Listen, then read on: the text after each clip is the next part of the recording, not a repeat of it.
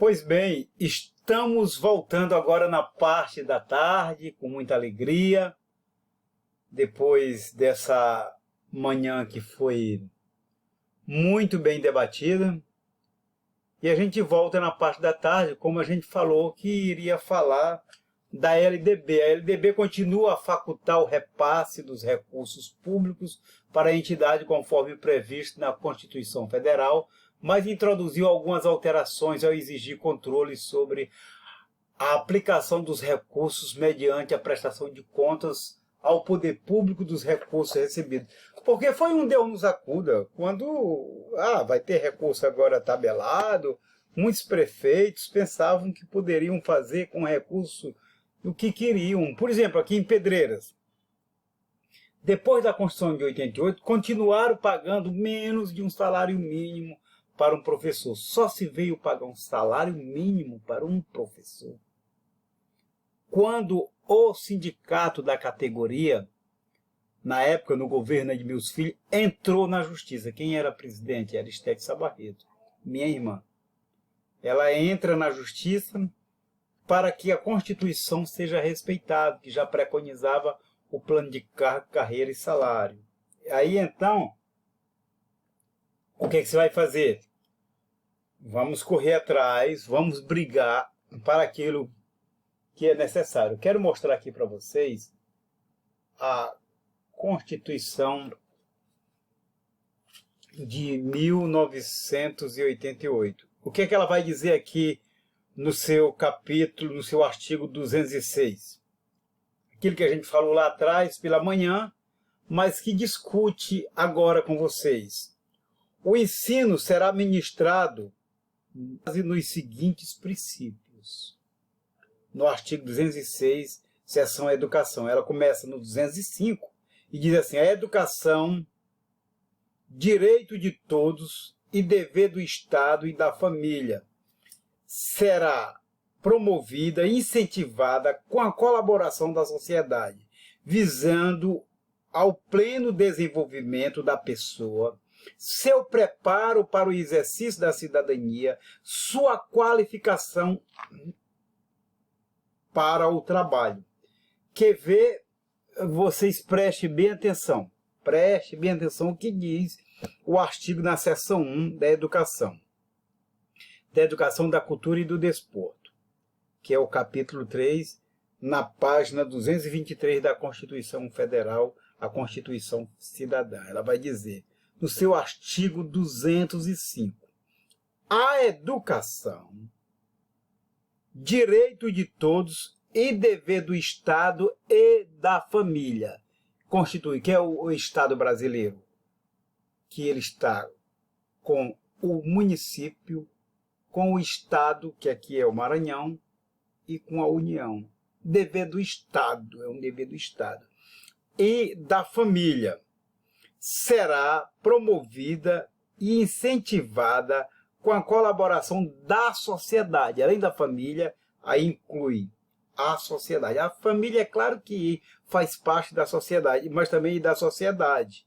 Aí ele amplia todos os setores sociais, visando ao pleno desenvolvimento da pessoa,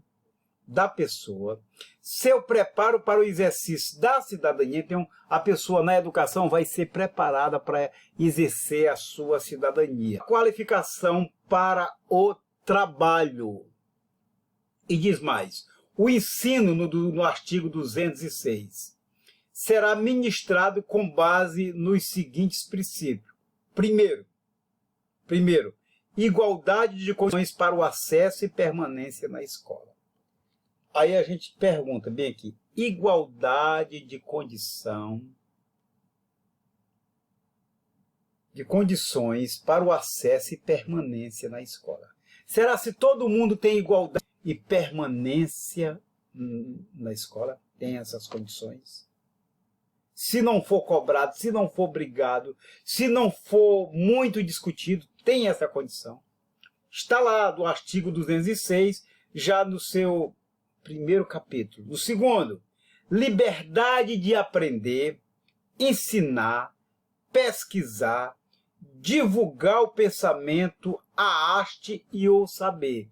Olha, vejam só, tanta coisa do artigo 206, já no seu inciso 2º, no item 2, diz assim: liberdade de aprender, a liberdade minha de aprender, de querer saber, de querer discutir, de querer debater. Aí ele diz, de aprender, de ensinar, porque quando você vai para a escola, você não vai só aprender, você vai também ensinar, vai trocar conhecimento. Pesquisar. A escola tem que dar, quer pesquisar, dar igualdade para a pesquisa, tem que ter biblioteca, tem que ter acesso às redes, às ferramentas, às novas ferramentas. Não vou deixar o aluno agora pegar o celular, tá mexendo, fazendo. Não, não é isso. É ter controle e ter acesso também. Acesso de ensinar, pesquisar, quando você pesquisa, e divulgar o pensamento. Então, divulgar aquilo que você pensa, divulgar aquilo que você discute, que você escreve. A arte, então, envolve a cultura, a música, a pintura, a poesia, o teatro, tudo isso, a arte e o saber. No terceiro, vamos para o terceiro. Pluralismo de ideias. Quem é? Plural, ter a ideia de mais de uma ideia, aceitar várias ideias, ter várias ideias. Pluralismo de ideias e de concepções pedagógicas. O pluralismo de ideias, de concepções pedagógicas. Não se amarrar só a alguma coisa. As concepções de pedagogia, de como repassa, de como ensina, de como se faz para que a educação ande. Coexistência de instituições públicas e privadas no ensino. Coexistência de instituições públicas e privadas no ensino. No quarto, gratuidade do ensino público em estabelecimentos oficiais. Então, isso aí já se faz, a gratuidade do ensino público nos estabelecimentos públicos, nos estabelecimentos oficiais. Mas vamos fazer isso com mais responsabilidade. Vamos pegar isso com mais afinco. Fazer com que essa forma de ensinar, ela venha de uma forma que possa agregar valores. Fazer com que a pessoa busque a sua cidadania. Aí vamos para o quinto. Valorização dos profissionais do ensino. Aquilo que a gente falou de 1988, que já no ano, 10 anos depois, 97, que começa o governo aí do Edmilson, que ainda pagava menos que um salário, e foi obrigado a ir para a justiça. Não foi só ele, não. O governo da Graça Mello antes também, o do Pedro Barroso também, que a graça é durante o exercício. Aí vem o Pedro Barroso, aí Edmilson, e era dessa forma mesmo. Era dessa forma. Valorização dos profissionais do ensino.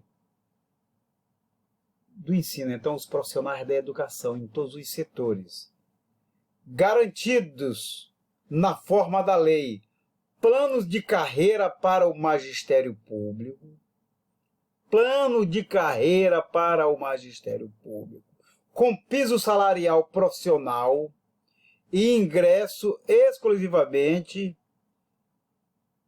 por concurso público de provas e títulos. Então, colocar os concursos públicos e ingressos no ensino através de concursos públicos. Se realizam agora seletivos, onde as pessoas estão lá, mas é bom que os concursos tirem os cabides de empregos que muitas vezes as prefeituras, o Estado faz isso. O Estado faz até às vezes uns seletivos com mais seriedade. Não estou dizendo que não tem municípios que façam com seriedade. Tem. Mas é importante que se tenha, dentro do ensino público, a questão do ingresso através do concurso público, de provas e títulos.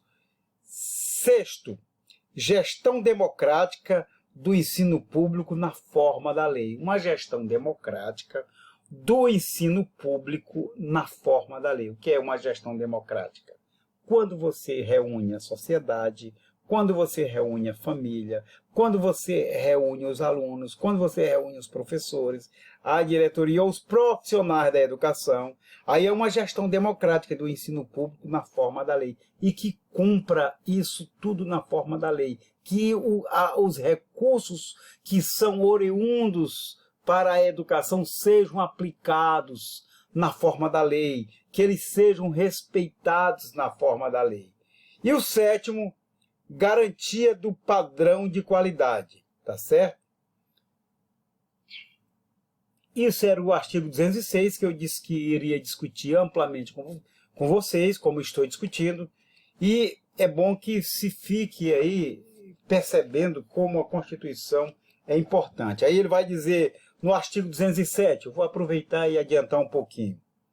As universidades gozam de autonomia didático-científico, administrativa, de gestão financeira, patrimonial e obedecerão a princípio a indissociabilidade entre o ensino, pesquisa e extensão. Então, a universidade é para tudo isso, para ensino, pesquisa e extensão. Porque muitas vezes você vem para dentro da universidade, da academia, aí quando se passa um trabalho, mas professor, está pesado demais. Está preconizado aqui na Constituição, que é a questão do ensino, entre ensino, pesquisa e extensão. É o ensino que estamos praticando agora, o ensino. A pesquisa que farão mais tarde no chat, que vamos fazer, né? Depois do nosso segundo vídeo da tarde, agora. E a extensão.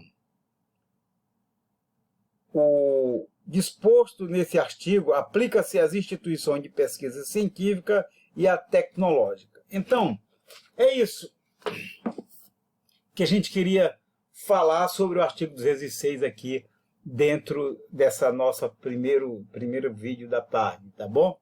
A LDB continua a facultar o repasse dos recursos públicos para entidades conforme previsto na Constituição Federal, falei logo no início, mas introduziu algumas alterações ao exigir controle sobre a aplicação dos recursos mediante a prestação de contas ao poder público dos recursos recebidos, que são bem fiscalizados.